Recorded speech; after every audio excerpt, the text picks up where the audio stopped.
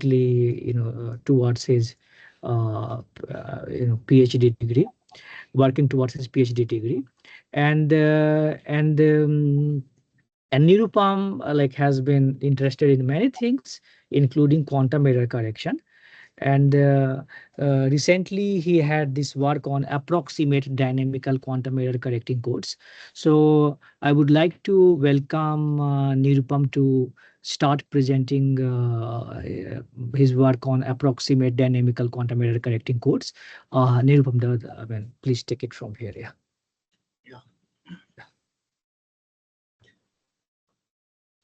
Thanks, Kishore, for such nice introduction, and also thanks for giving me such opportunity to present this. Okay, this work is on approximate dynamical quantum error correcting codes, which can be found in this archive link. This is a joint work with Andrew, Ankit, Gautam, and Kishore. Let's start. So, as you all already know that quantum computing promises exponential speed up due to the Shor's factorization algorithm, and also Grover's algorithm is there with quadratic speed ups. So, but this quantum computing, the quantum particles are highly noise sensitive. So we need some error correcting procedure to suppress this noise and make the quantum computer reliable for use. The traditional QEC is requires high amount of resource due to the quantum singleton bound and everything, and it also this makes it is very challenging to compatible with the near-term devices. There are some approximate QEC also that optimizes based on specific noise types, and also this is not an hard bound that it has to get the perfect error correction. There is some flexibilities there up to some threshold it can operate. So, and there is another one that is dynamical codes that adapt over time, changes, applies operations in real time or in space-time scenario. So that may change the code space also. It makes the QEC more efficient than the traditional static QEC. In this work, we combine the efficiency from this dynamical code and the flexibility of the approximate code to introduce the approximate dynamical codes. Let me briefly go through the traditional QEC scenario. In traditional QEC, the information is encoded using k logical qubits, which uses n number of physical qubits. Of course, n should be strictly greater than k, otherwise it cannot give the corrected information. The logical state is known as code word, and the minimum distance between any two code word is the distance of that QEC. That is denoted as D. And such QEC is denoted like this, double bracket with NKD, where n is the physical qubit, k is the number of physical qubit is n, number of logical qubit is k, and d is the distance. Now, this was the encoding step. Now we have to recover the encoded information. So the state recovery has two steps. One step is the syndrome measurement that measures the error syndrome in the logical state and detect the error, and detecting, depending on this error syndrome, the corresponding correction operation, that is mostly Pauli operation. So those will be applied. And another is the decoding. That is to get back the physical information from the logical state. That is nothing but the inverse of the encoding operation. Now, the maximum number of errors such QEC can detect, that is d minus 1. And the maximum number of errors can be corrected, that is d minus 1 by 2. However, it has some limitation. The first one is the high qubit overhead, because due to the quantum singleton bound, the relation between N, K, and D is kind of this. So if we want to correct a single qubit error, then from here we can get D should be at least 3.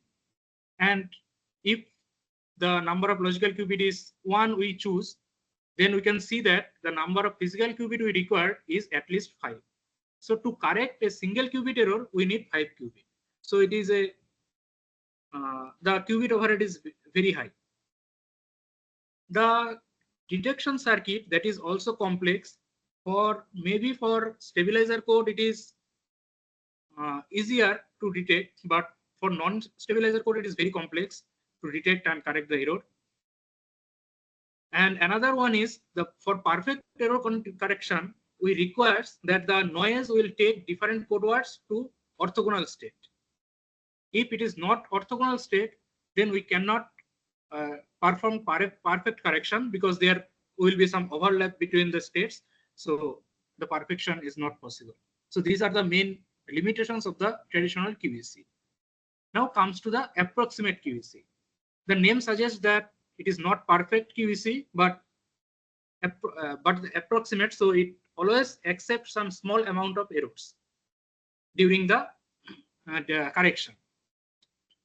So it doesn't preserve the strict preservement is not there for the quantum state. On the other, what it does, it maximizes the fidelity within that threshold that I talked about already. The recovery process is designed for the optimized entanglement fidelity, not to eliminate the all noise. To eliminate all noise, it is again the condition for the perfect QEC. So what is the benefit here? The benefit is it is more efficient for near-term quantum devices, because in near-term devices we have limited number of qubits, so we can lose some qubit and get some approximate correction. Can be tailored to specific noise model. We can design the recovery depending on the noise model itself, so we can get some information back with high fidelity. And again, the computational overhead is less than the traditional static QEC. Come to the dynamical QEC scenario. That in the traditional QEC, the encoding and recovery operation are fixed. We will encode, then the information will goes through some channel, and finally we decode. That is the scenario for static one. In dynamical case, these quantum operations, the correction operations, adapt over times. So we will have some intermediate stabilizer measurement or something. Depending on that measurement, we will apply the correction operation. So that's work dynamically. The benefit is it has higher error threshold. So we can correct a large amount of error in this case. And it is also because of the adaptive syndrome measurement, it mitigate error in the better way than the static QEC. And finally, we can reduce the number of resources also in this case. Another one is the strategic code framework. In this case, it actually generalizes the dynamical approach to allow the spatial as well as the temporal encoding. What it does, it applies in some intermediate operations similar to the dynamic error correction, but these intermediate operations are optimized over space and time.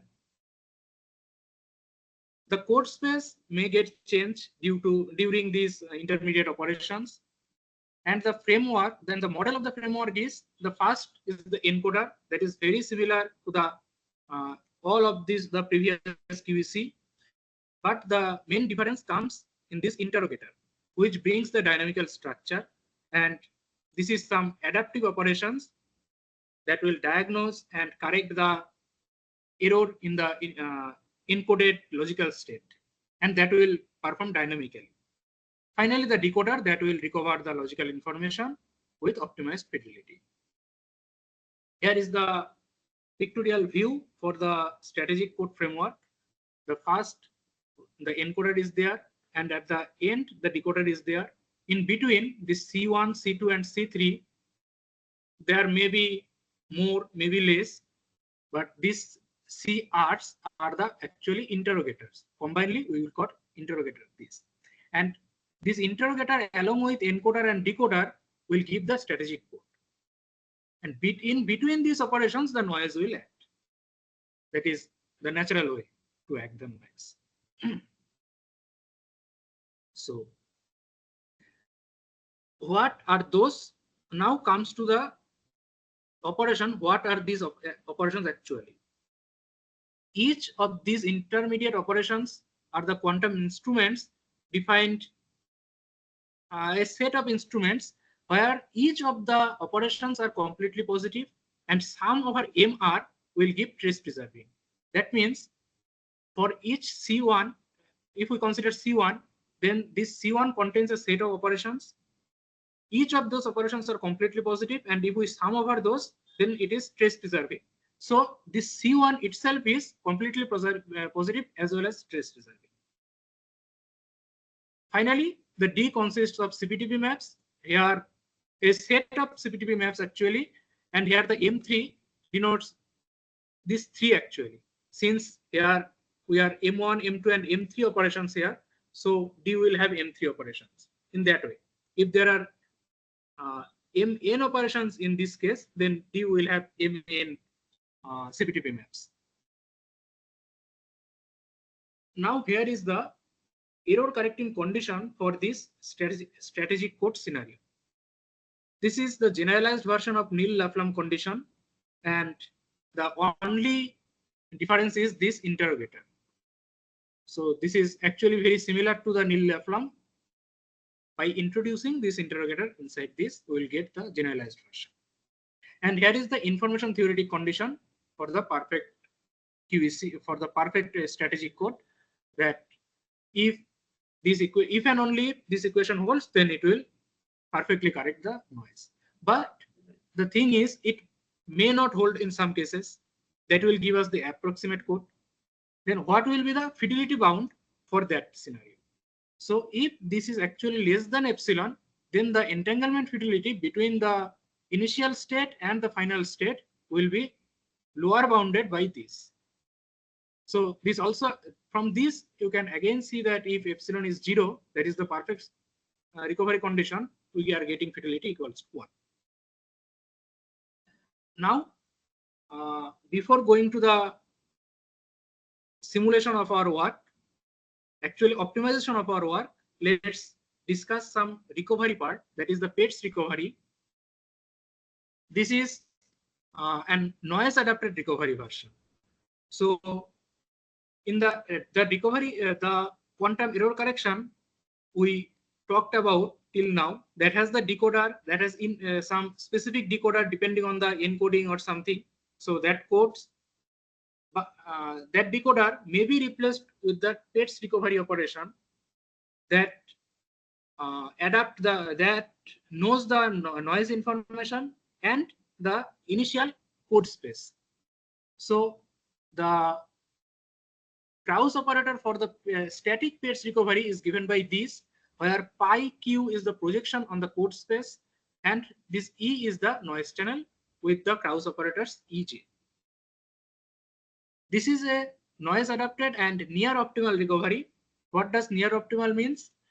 If eta star is the optimal fidelity loss and eta p is the fidelity loss due to the PETS recovery, then this eta star and eta p is related by this, where D is the dimension of the code space. So due to this D plus 1 factor, this is not actually optimal. This is very close to the optimal recovery. Now, if we adapt this for the dynamical scenario, then what will be the changes? In the dynamical scenario, the PETS recovery is nothing but a family of quantum channels given by these, where the Krauss operators are given by these, where the only change is again the interrogator part, the CN. and this Q0 is the initial code space, that is after the encoding. So again, this is very similar to the static pairs recovery, and this M here, this M is due to the interrogator, and RJ will give the different Krauss operators. And also this dynamical pairs recovery satisfies the perfect recovery condition, that is the generalized Nirupam condition we talked about. Now come to the optimization problem. To get some specific strategic code or specific approximate dynamical code, more specifically. So in this simulation, we use only one intermediate operation as in part of the interrogator, and we can design the optimization problem as a semi-definite programming like this. This is for the more generalized version with n intermediate operation can be found in the original strategic code paper in this archive link. So in this link, this objective function is the entanglement fidelity of the state. This E is the noise, and Q is given by this, where D is the decoder, CM1 is interrogator, and C0 is the encoder. And again, these are the conditions that I already discussed. That is, DM should be CPTP map, and C0 is a encoder, so it again should be CPTP map, and C1 also should be CPTP map. That is the condition here. Now, the optimal result given by this optimization problem is actually unique and robust. That can be proven, and the proof is available in the archive appendix of this archive. So that means if we found some optimal solution for this optimization problem, then the result will be unique and robust. Now come to the simulation methodology. In simulation, we require some noise model. So here is the noise model. Since there is a single intermediate operation, so there will be two parts of the noise. So this is the first part, E0, and the second part, E1. These are nothing but the Choi form of the Krauss operator. And this K dash and K is there because we consider K qubit noise. That is, any K number of qubit out of total n number of qubit can be affected by noise. So that's why this QK and this K dash is there to keep track. Now we considered actually the amplitude damping noise for both cases, for both parts, and the corresponding Krauss operator is given by this thing. So this, for L equals to 0, the Krauss operator for the first part, and L equals to 1 will give the Krauss operator for the second part. Now gamma 0 is the damping strength for the first part, and gamma 1 for the second part. If we do some simple calculation with equation 4, then we can find that the final damping strength is given by this. So this is the total, the complete damping strength giving the total error. And for our simulation, we use gamma 0 as gamma by 2, that is half of the error before the interrogator, and the remaining part after the interrogator that we used. Here you can see the result from the simulation. The left side, we simulated for K equals to 1 qubit error. In that case, this blue dashed line denotes when there is no encoding, so there is only a single qubit, and that is the fidelity. And the solid lines are our results for 2 qubit, 3 qubit, and 4 qubit respectively. And dotted results are 3, 4, and 5 qubit approximate code along with the pairs recovery. So you can see our 4 qubit result outperforms the existing 3 and 5 qubit result, but a little behind of the existing 4 qubit fidelity, QEC fidelity. And in the right side, you can see the 2-qubit error. For 2-qubit error, we simulated with 2-qubit code as well as 3-qubit code. Here is a 3-qubit one, 2-qubit I will show later. The 3-qubit one, you can see it outperforms the existing 3-1 code with the PETS recovery. Now come to the all qubit error. So when k equals to n, in that scenario, we simulated for 2-qubit and 3-qubit and compared with the 3, 4, and 5-qubit approximate QEC with PETS recovery. You can see our results outperform the existing QEC codes. However, none of these results go beyond the no encoding threshold. But if we increase the number of qubit, it may go beyond the threshold. Because why I am saying that, I'll come that just after 2 slides. So here just note that our code outperforms the existing codes. That is the conclusion from this plot. Now, if we consider static QEC scenario, in the previous optimization, we use a single intermediate operation. But if we remove that intermediate operation, then it will become the static scenario. In that case, the optimization problem will looks like this, and the corresponding result will be this one. So what is this? Here, this is the no encoding threshold, this blue line, and the orange line, that is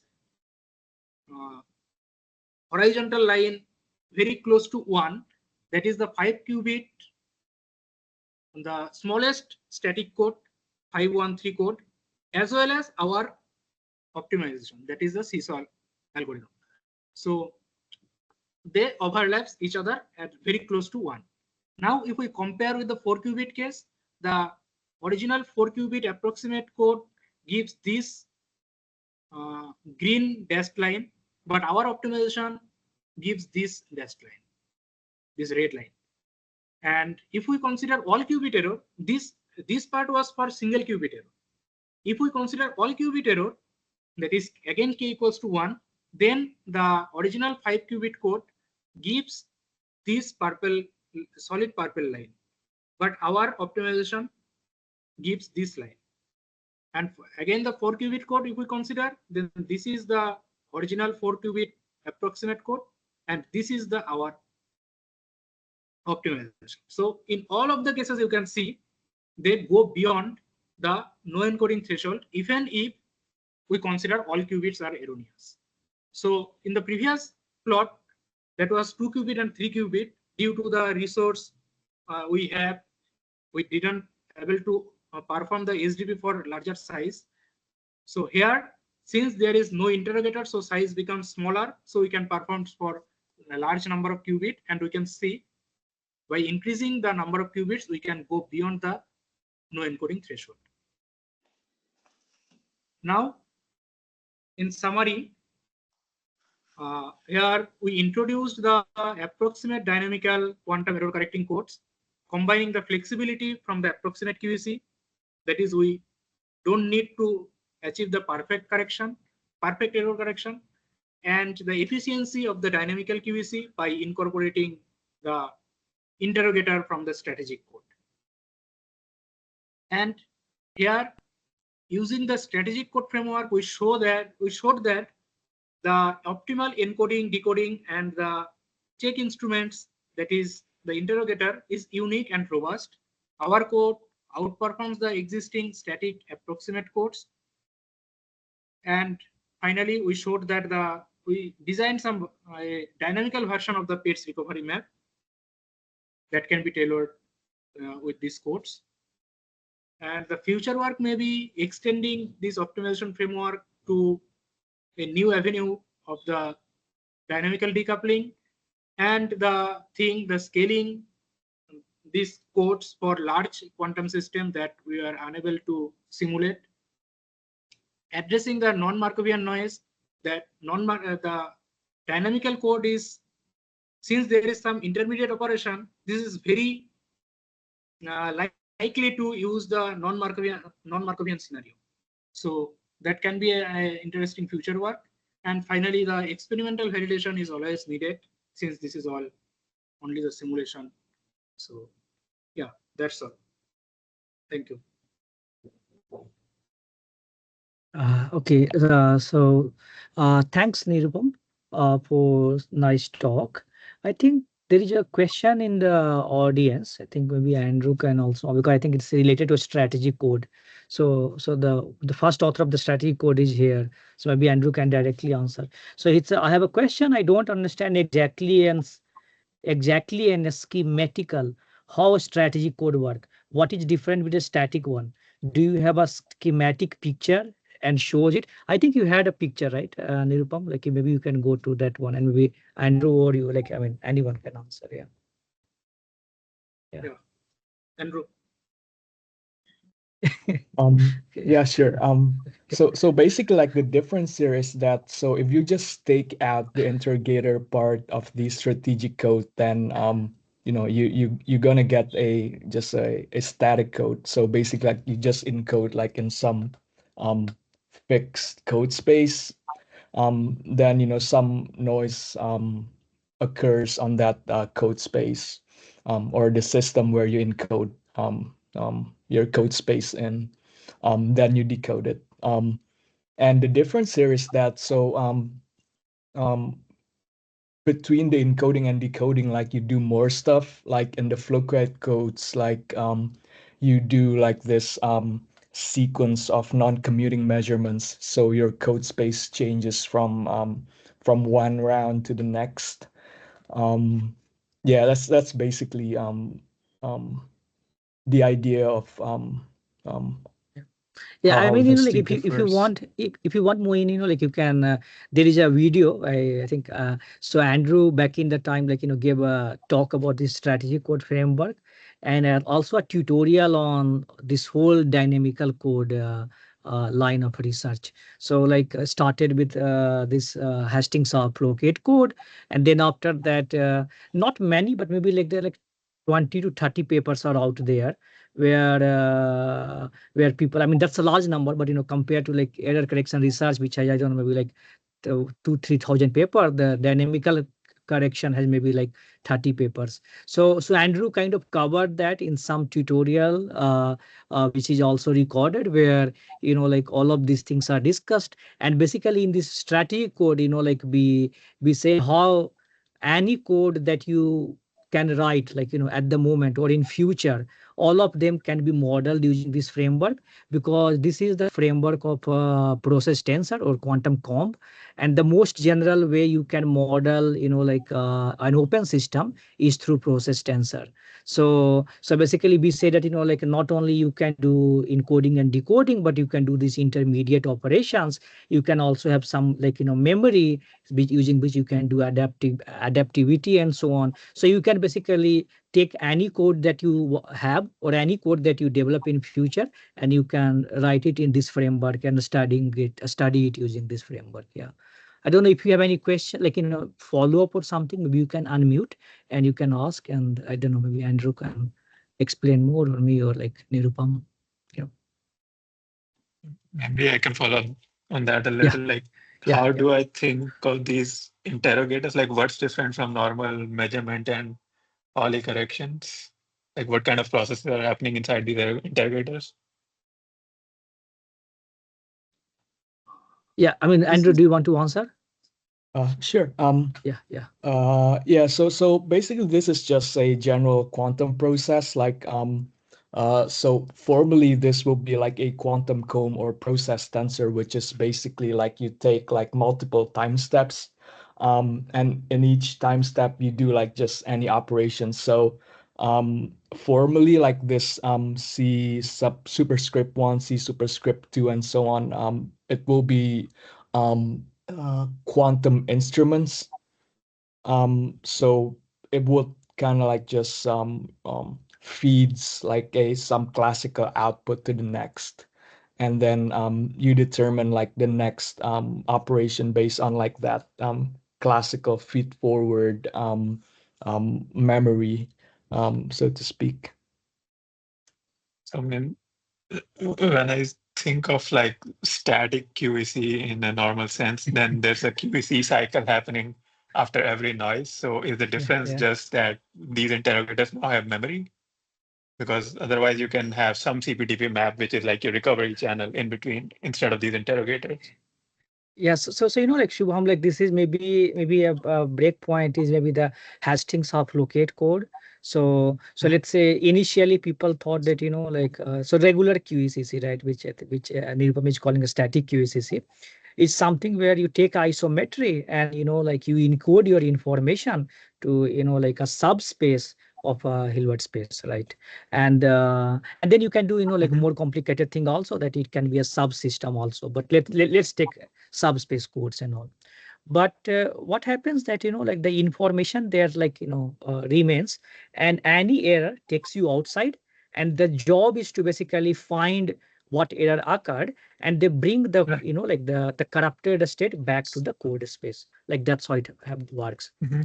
uh, but then, like, there came a work by Hastings and Ha, where what they showed that if there exist, like certain codes, like, I mean, there's honeycomb code, where if you model them as subspace code or subsystem code, there is no logical qubit. So if you think about, a particular fixed subspace, then there is no logical qubit. On the other hand, there are logical qubit if you think Yeah. about like some dynamically. So like if let's say the subspace itself is dynamically changing, so they called it dynamically generated logical qubits, like in the sense that like, I mean, there are instantaneous stabilizer groups, and corresponding to that there are like some logical qubits that we get. Now, what happened that one can say that this is a departure from the regular framework where the code space is static, and here the code space itself is like dynamically changing. Like you're going from one code space to another, and they called it flocate because it came back, like it was periodically changing and came back. But in general, you can even think of like more general operations, like it need not be periodic, it can be aperiodic, it can be even adaptive, Mhm. it can have some memory effect, you can also have some quantum memory running and all those kind of things. So somebody could ask, like, at this point, sure, like we started with CSS code, then stabilizer code, then subsystem code, then this dynamical code. What is the ultimate way, like you can do error correction? Like, I mean, like, is there something even more general like that I can think of? Like, I mean, the most general approach to quantum error correction. And if you think about quantum error correction, if we forget about any framework or anything, it's basically going to the laboratory and then just turning some knobs, right? I mean, that's what, and then you get some signal, and based on that, you turn some knobs. So as SR Paris says, right, that quantum mechanics does not happen in Hilbert space, it happens in lab. And basically the job of quantum error correction is that there is this open system against which you are trying to protect information encoded in your open system. So you have your open system, the nature has their open system, both of them are interacting, and you are trying to like protect some information and do some transformations on them, like corresponding to logical operation or whatever. Like that's what we are doing, so then one can say, what is the most general way we can model an open system? Now, people in the open system community, the most general way it can be modeled is this thing called process tensor. In resource theory community, people call it, like quantum comb or something. So what we say that, okay, let's bring that tool here, because earlier people were just working with channels, but the channels are, like just very, like a specific case of that, like, I mean, they're like, they do not properly capture non-Markovianity, adaptivity, like many of those things. So we said, let's bring this more general powerful object called quantum comb or process tensor. And this tells you that, okay, what I should do depending on what I see. So depending on, I see some signal, and then I do some operations. So the first operation, let's say C0, you can call it encoder or whatever, it's up to you, but it's like, doing some operation which correspond to encoding, and then some noise occurs, and then you can perform measurement, and then you can again, like do something. Now, what happens that earlier people were just doing encoding and decoding, but what Hastings and Haas said that you can do intermediate measurements also, and then take these syndromes across these like measurements, and then decode it towards the end. So all of these things can be modeled using process tensor, because at the end of the day, you are just modeling an open system. So we said that, okay, like, I mean, you take space-time code or flocate code or any dynamical code or static code where there is no interrogator at all. All of them can be modeled using this framework where you have encoder, interrogator, and decoder, and all of that together is helping you basically protect some information, let's say in an adaptive manner or something.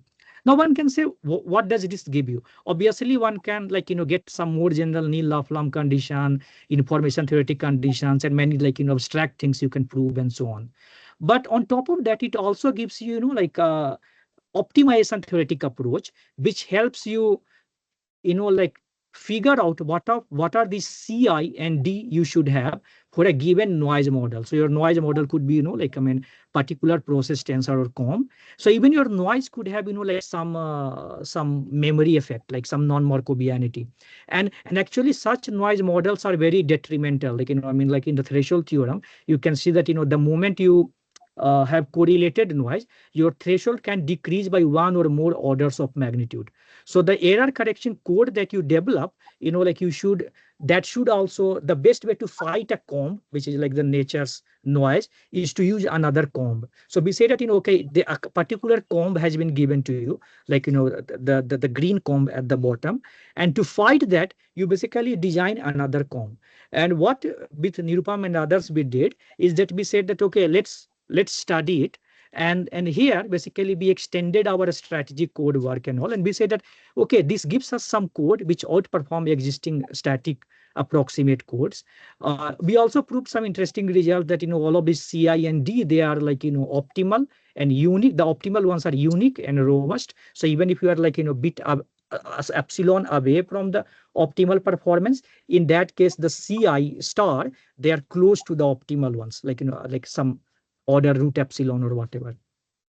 And then we also did some, like temporal patch recovery map to be developed and all. So overall, I mean, one can say it's about we are, like, continuing along understanding error correction using process tensor, where we are saying, like, I mean, like, you remember many of these things, like, Easton-Neal theorem and all that, people are coming up with some no-go theorem, but then they find a way to bypass it. The reason is that the tool and technique they are using is, like, not complete, like it's channels, and channels are not the most general thing you can do. So the most general way you should model your quantum error correcting code is using, like, process tensor. And that's what we kind of, like, trying to convey using a strategic code framework, and later using, like, this follow-up work with Nirupam.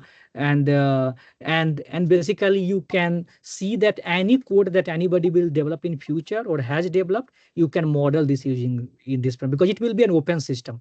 So an open system, most general, like, you can model using process tensor.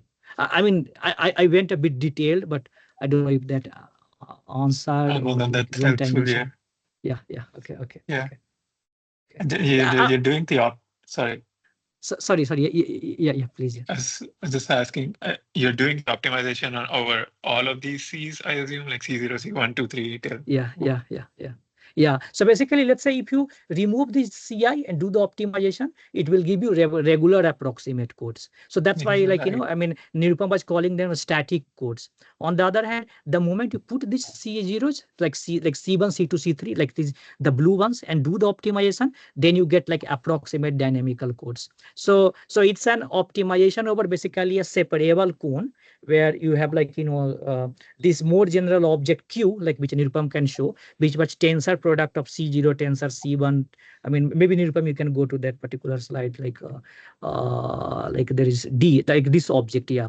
So you are trying to optimize, and basically you break it as, like a series of STPs. So you do it one by one. You optimize for CI, then for D, then for, like, I mean, C0 and so on. And that gives you some encoding operation, some interrogator and so on. And you can even take help of memory and so on. So here we did some simple optimization numerics and all.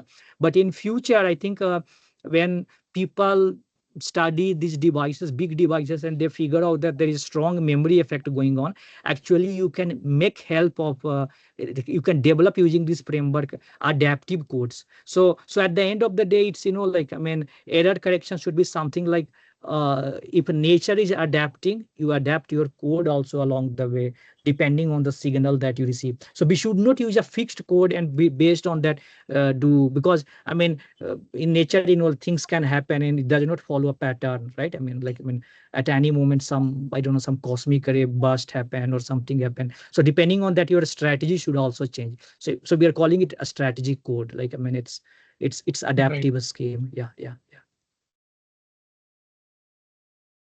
So in this equation too, you only have one interrogator. Is that the one? Yeah. Yeah, So the intro, yeah, yeah. this CM1, this is the only single interrogator. Right. Okay. Yeah, makes sense. So you Okay. can model, like the Hastings code and all of that, like, as a special cases of this framework. Like, so for them, like it's basically, like performing exact fixed measurement, but it need not be fixed measurement. Like that can also be optimized and so on. Yeah. So once you fix the C, isn't that like you're fixing the, I don't know, whatever your error correction schedule, interrogator schedule? Because once you Yeah. optimize So over this yeah, thing, yeah. So let's say it could be possible that when you so let's say you have a studied a noise model and you are trying to build for that, and so then for that noise model, you could come up with, like D, C, and CIs and so on, which are optimal and so on. So obviously then it corresponds to fixed one.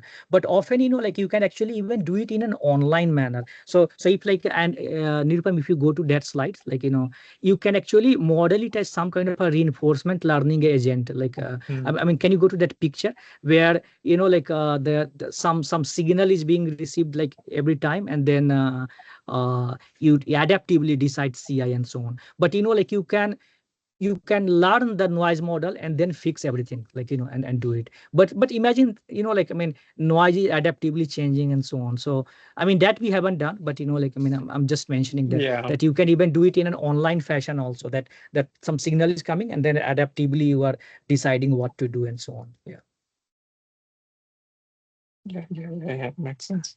Yeah. I So I this is had more like one. a information theoretic, like in algebraic, that kind of framework where, uh, like, I mean, if what, so we are thinking of some no-go theorems and all in this framework. And I think any no-go theorem that you can come up here will be an actual no-go theorem, because I mean, you cannot have something more general than an open system. Like, I mean, like, I mean, you cannot go Right. around the no-go theorem here. Yeah.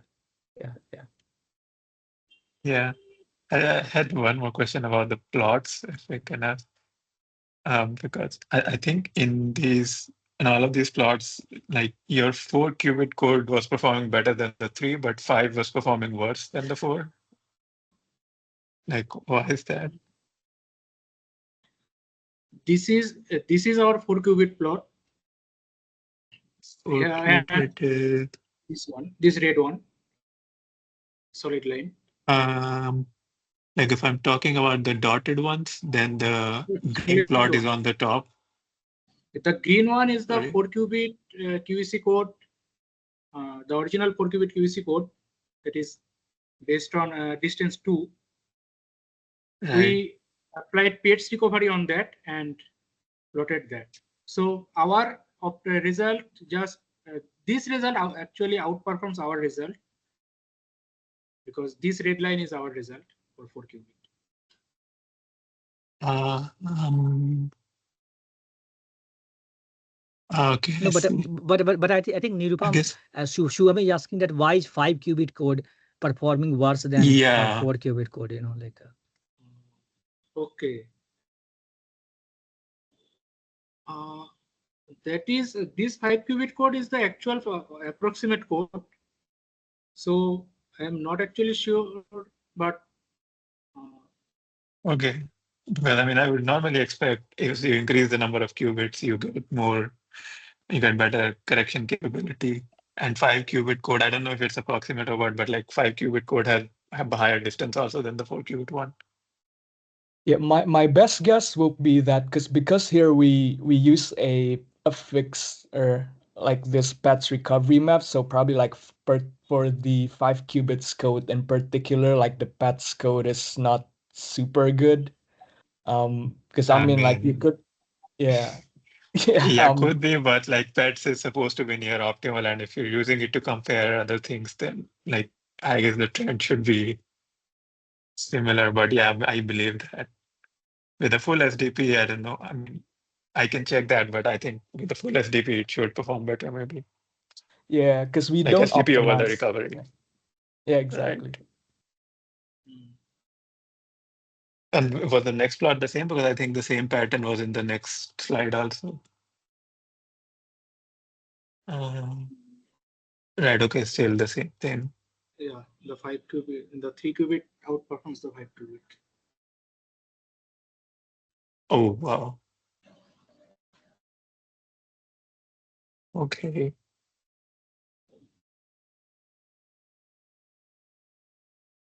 Okay. So you can also optimize over your decoders, right?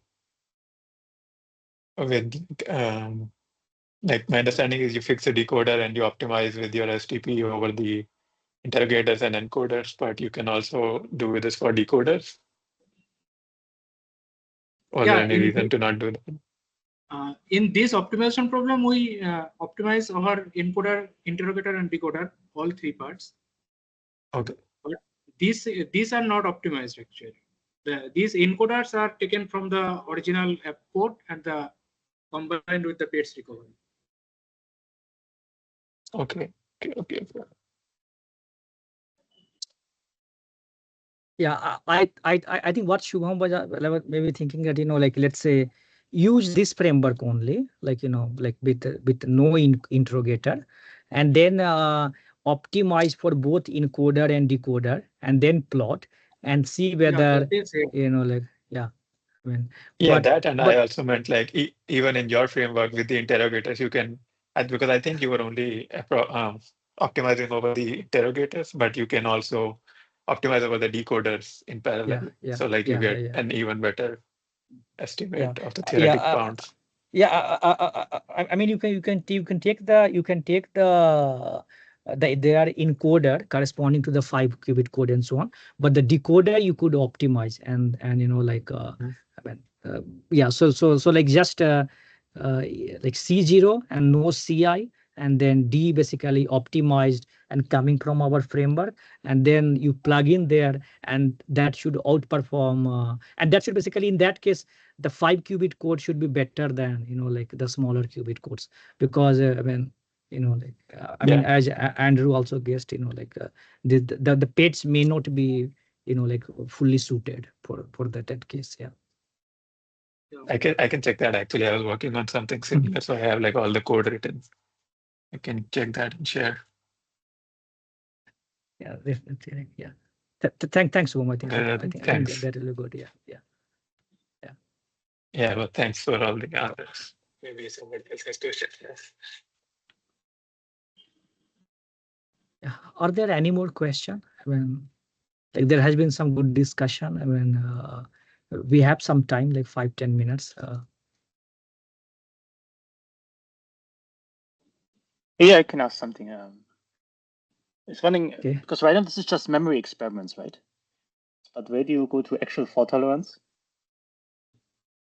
Like basically implementing actual Toby. gates, right? Not just preserving the quantum state, right? Because the integrator, like, it's all about preserving the memory state. Yeah, yeah, yeah, yeah, But yeah. No, in the no, picture, I you never are. see any actual physical operations happening, right? Like No, no, no. actually So implementing something basically, logical, C naught or something. no. So basically, here we are just, like, just trying to find codes. Now, next, you are asking the question that, like, let's say we want to do some processing on top of it. Like, let's say you implement some Clifford, or, like, I don't know, T-gate or something. No, I mean, we didn't. I mean, we have not done that, like, here. I think that's a good work to do. Like, I mean, Because yeah. so you can I still mean, ask the question, what's I the don't know, most even, general way to do this, right? How to fault I don't know, tolerance like, most yeah. generally? I mean, obviously, it will be a strategic code at the end of the day. Like, I mean, because it will be an open system, and so whatever you do, it will be a process tensor. So I mean, but then the question is, like, I mean, at the moment, people find, like, the representations for, I mean, basically the encoding for different basically it's a transversal implementation of Clifford gates and so on, using group theory and other like techniques and so on. But I don't know whether using optimization theory we can find a nice circuit representation or something which can tell you that, let's say, if you want to implement a particular like circuit fault tolerantly, it gives you, like, I mean, using this like some optimization framework, like, I mean, which gates or what like you should implement. I think that optimization route has not been taken most likely even for static case, if I understand. I mean, for fault tolerance, I mean, people have mostly focused on or always focused on memory experiments and not on processing, I suppose. Yeah, yeah. I'm thinking if you could like, write some constraint for optimization such that, the interrogator is going to be like a Clifford circuit, because like that would be like Yeah, like, I something mean, interesting to also I'm thinking, look what, like, into. for transversality, what will be the analogous optimization constraint? So basically, all of these are some constraint, right? I mean, that, like, let's say we want transversal implementation, it's a constraint. So we need to just properly model these constraints, and I think one can just start with some 5-qubit code or something. And I don't know whether we can show like forget about even all of this like dynamical stuff, like just for some, you want to implement some Clifford gate uh, fault tolerantly, like transversally, what will be the optimization problem? Like, I mean, like how to model that. I think that's the question probably Toby would like to know answer of, I guess. And you can Yeah, yeah, sure. restrict your optimization, like I don't know, at least for stabilizer codes, you can put some algebraic constraints on your stabilizers such that you're always guaranteed some transversal operations. Maybe Yeah, while yeah, doing your yeah, yeah, yeah. encodings, you can constrain your optimization in that way. Yeah, yeah. I think maybe using group theory or something, like, I don't know, like, I mean, I agree, like like, for example, I think for transversality, you need to put some tensor structure, right? It acts in a bitwise fashion. So it will correspond to some optimization over separable cone again, maybe. But then you want unitary, I don't know, it can become a bit deadly because they are unitaries. So, and that's not a good group Well, I to meant have. maybe in I like mean, okay. static QC framework, you can just put some simple constraints on the stabilizers that you have. For Uh-huh, example, uh-huh. if you have like these, all of these stabilizers have certain weights, then you're always guaranteed certain transversal gates. Like simple constraints like these may be a good starting point. Like if every Yeah, stabilizer yeah, has a weight divisible by 4, then you're almost guaranteed a Clifford transversality. Things like exactly. Yeah, those. yeah, yeah, yeah. Basically, yeah. I mean, I think I think that's a very good point, Shubham. Yeah. So something like that, like some powerful lemmas like that, like what you mentioned. If we can have, if we can encode that as some constraint, maybe. I mean, nobody has done it, even in the static case, uh, I I mean, some mean, of these structures are quite well studied, actually. Like one of these, like this recent work we had was studying a lot of these things, but then there's things like these I triorthogonalities, mean, divisible I codes, I mean, all of these. Like, I mean, like, has anyone studied this using, like, the optimization framework, like optimization over some cone and all? no, Like, I I don't mean, think with yeah, optimizations, no, but yeah, within the like very simple stabilizer formalisms, yes. yeah. I mean, there, like, people have even, like there was a paper by, I don't know, Dan Brown recently, right? I mean, which gave, like, The using this automorphisms with Clifford's. automorphism. Yeah, Yeah, yeah, yeah, yeah. yeah, Yeah, so using automorphism and so on, and then people have even used, like, algebraic geometry tools like shift theory and so on, like, and using that. But I was thinking, like, I mean, I don't know whether using some cone programming we can, like SDP something, we can model that. I don't know, like, yeah, yeah. yeah. Yeah, I don't. I have a lot of intention for the cone programming, but my suggestion was that you can input these already known algebraic constraints while Yeah, you're yeah, yeah, optimizing yeah. with your cone stuff, so that you're That at every step you're guaranteed these transversalities. that definitely sounds, like much easier to encode than, Yeah. like, yeah. Yeah, very good, very good. So, yeah, I mean, like that work you mentioned, like, is that out? Like, I mean, like what you were Which working on one? and so on. I mean, you said that, like all Yeah. of these. Yeah. So we were studying mostly in T-gates, and we studied a lot of these like previous classes which have these algebraic structures for guaranteeing transversality of T-gates. So like I see. these orthogonal codes, divisible codes, these CSS codes, and all of this. Yeah, this is I see. already out in archive for a few months. I see. I see. See. Is this high distance code with transversal Yeah. preferring That's two? one. I Yeah. see. With Victor, I see. I see. Okay. Very nice. Very nice. Okay. There's no optimization. It's more like this part is just a review of all of this previous literature. No, but I think this will be good. I don't know. Like, I mean, maybe this can help answer Toby's question using optimization framework. Yeah. Mm. Maybe another question is, Yeah. does your framework also include passive stabilization? That's like in like when you have basically like a kind of a physical operation that runs in the background to kind of stabilize at least, let's say, your code in some direction. Partial. Because there's these like basically there's these I mean, a physical implementation would be superconducting qubits on bosonic codes. Basically, you have some kind of dissipated process like the cat codes, right?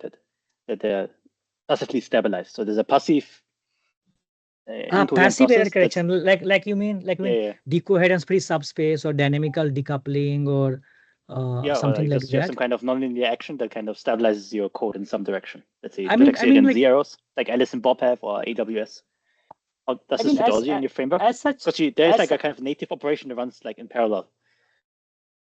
I mean, we So, don't as such talk about it because this was more of, I would say, the first paper was more like an abstract paper with like, I mean, kind of a information theoretic and algebraic and optimization guarantees, and with Nirupam it was more like, I think, giving running these numerics and then coming up with the PETS map and all that and showing some SDP guarantees there and so on. So I think this, I mean, but at the end of the day, whatever you do, I mean, what we have shown that it will be a strategic code. Like even the error mitigation or like dynamical decoupling or the decoherence free subspace, everything can be modeled as a strategic code because I mean you are just fighting some comb, like some noise process. So whatever you do, it will correspond to like some interrogation or something, like I mean, so you can always model in this framework. Now the question is, can it be used like to get like those passive schemes and so on? And my guess is yes. Like, for example, I mean, we haven't written it there, but for example, dynamical decoupling, I think you can add one more extra constraint that like the rank of these Choi matrices should be 1, and I think that can possibly help you get dynamical decoupling sequences, because they are like like these intermediate unitaries that you apply to protect. So I mean, at the end of the day, it's basically fight of two combs. Like there is a nature's comb and then you have a comb, and your comb need not be doing error correction. It could be error mitigation. It could be a dynamical decoupling or whatever. I mean, so all of these things we haven't like explored. I mean, it's open. Like, I mean, it's more like a framework thing and all that. But yeah, I mean, I think one has to study it. I mean, I was thinking of fault tolerance and all this in framework. I think, and maybe no-go results. But I think there are other questions which are, I think, also very interesting. Yeah. Nice, very good.